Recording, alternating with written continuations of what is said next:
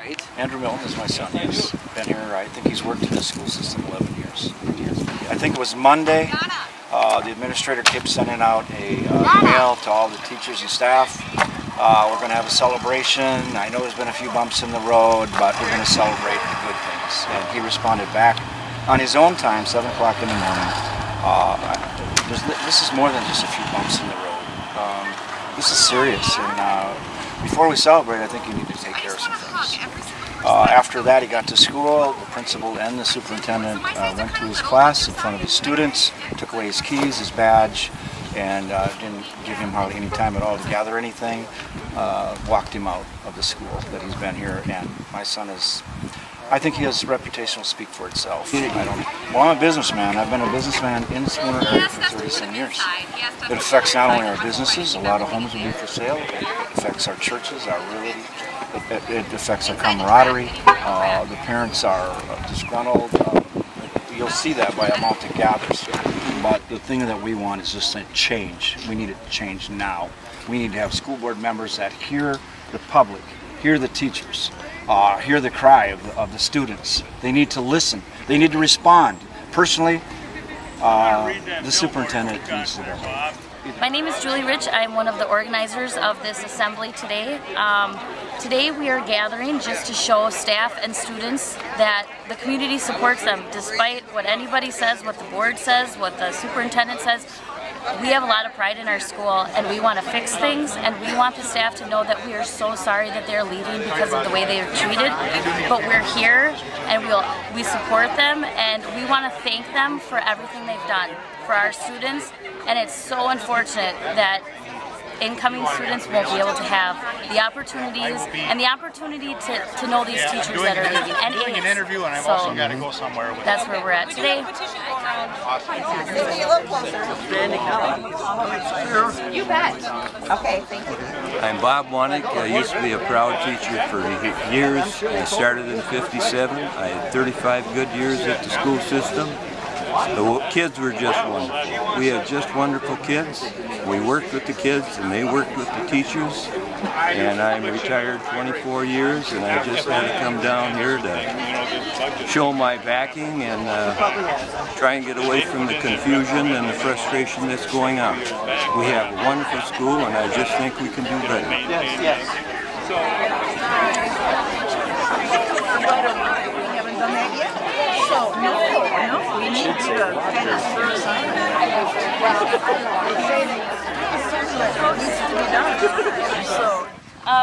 I have a little boy, Cameron. His dream is to be a Spooner Rail, and he would be so lucky to play football for Coach Griffith, or wrestle for Coach Melton, or learn Spanish from Senora Elson. Unfortunately, these people are all leaving, and you have to wonder why. Why are the resignations so high? It is the way they're treated. They have a way of twisting words and twisting numbers. We need to look into this. Yes. We need our aides. We need our staff. We need our teachers. I just want to read to you the names, and if there's more names, I apologize. Please let me know. Retirements: Lori Barton, Bruce Buckman, Sue Birch, David Hansen, Linda Lutz, Jonathan Miller, Deb Parsons, Lori Rubish, Richard Rubish. Non-renewals: Virginia Elson, Holly Larson, Brian McKinney, Karen Sorensen. Non-returning longtime substitutes: we've tried to break it down. Gail Gores, Crystal Schmidt, and Pam Peterson. Resignations: Christopher Anderson, Luke Ackerson, Lee Barrett, Maxine Belter, Angie Buckman, Emmy Buderak, Jay Cornell, Sarah Darwin, Kathy Deutsch, Katrina Dome, Pat Rayo, Marla Gilbertson, John Griffith, Judith Johnson, Dina Kunkel, Richard Moe, Andrew Melton, Kara Cronlin Peck, Jody Peck, Jill Sagler, Tamara Schindler, Kim Simon, Trudy Stashwick, Julie Stevens, Penny Swan, Shelley Torbenson, Sue Shulo, Jeremy Vogler, Nicole Weinstock, Teresa Woodruff, Tracy Ziekmeister, Sean Zine. I want to read a list of the aides too, because not all of them are coming back despite what they say. And these people are, this is our asset right now. Our teachers are our biggest asset. Amen. Sue Birch, Sue Shulo, Lorraine Flynn, Diane Parker, Mary Ellen Rogers, Andrea Muratsky, Deb Shipman, Brittany Stunk, Ashley Slayton, Kathy Deutsch, Jessica Lobitz, John Ehler, Fiona Talbert, Tracy DePolis, Kim Ridgway, Becky Birch, Kathy Kafua, Sue Kending, Steve Reitzel, Helen Watkins, Shannon Huffer, Susie Cole, Monique Fosberg, Pat Parsons, Colin Huffer, Peggy Miller, Kate Melton, Colleen Strasberg, and Sarah Melton.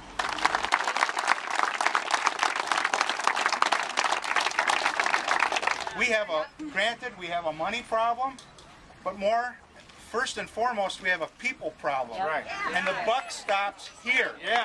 You're not going to take it. Yeah.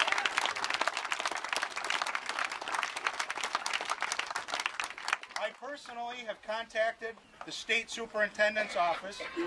I have contacted the CISA 11 people at the state level, and I have contacted the Wisconsin Association for School Boards president. I'm still waiting to hear back from them, but they have been made aware of what's happening here, and I'm hoping that we can get some help from a little higher up. I personally will go on record in saying that our superintendent needs to be removed. Yes.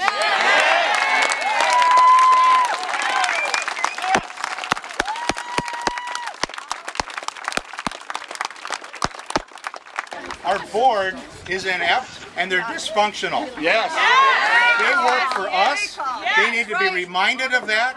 It may take some time, whether we can get them out or whether or not we have to go through the voting process, whatever it takes. Changes need to happen. That's right. I'm going to post some.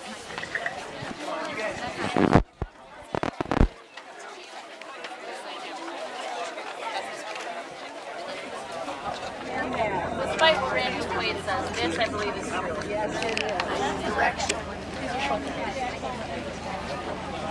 Friends, these teachers were my teachers. These teachers are my kids' teachers. And they're good teachers, and we love them. And, whew, we don't, and we don't want to see them manipulated and intimidated, and when the doors are shut in their school and set up to fail, set up to not be educator effective teachers when they've been doing it for 15 years, and some of us are here because our teachers taught us to stand up. And I'm sorry, but a first and second year teacher, they're learning. They're not like a 10-year, 15, 20-year teacher. All the teachers are going through this in Webster and Siren and Cameron, Rice Lake, Hayward. They're all going through financial issues, but they're not treating people like a piece of dirt. And we need it. And I have friends that call me. My friends who are teachers call me and they say, this is how I was treated today, and they are crying, and it's horrible. I work at the hospital and I love it. And if over 40 people left on staff there, that would be detrimental and damaging to us as a hospital. We can't let this happen to our school and think it's okay. People do not move to Spooner unless they're from here or they're connected with Spooner. They marry somebody from here. There's nothing else in Spooner but a hospital, a DNR, and a school. And, I mean, we can't let these people go without showing that we're standing up for them and that this is not okay. We just want our school board to say, okay, this is not okay. Please agree with us. This is not okay. But you guys keep your head up, okay? You got a lot of good people in your school. Work hard and stay out of trouble. Okay? There is a lot of ways. Mrs. Schwab, I've been directed that my rights as an employee are significantly different than my rights as a member of the community. So, no, she's exactly right under legal law. So, today, I do not speak to you as an employee.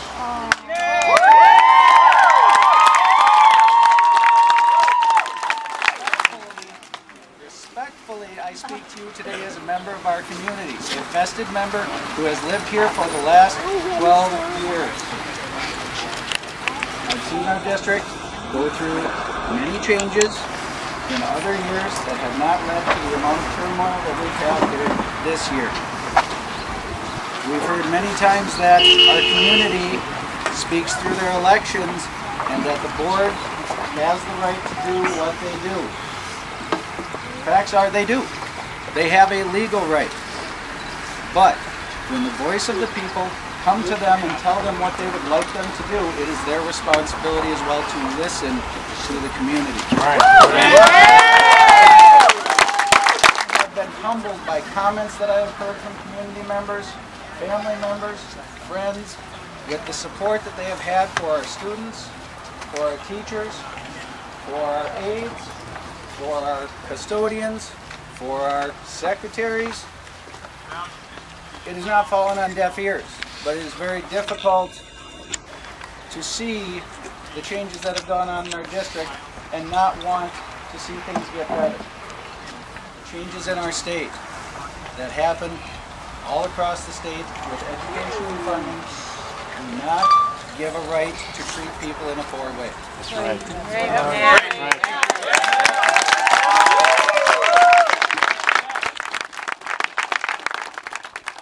The golden rule is treat others as you want to be treated.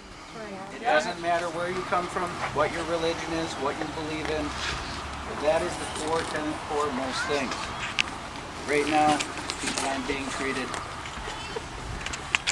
how they should.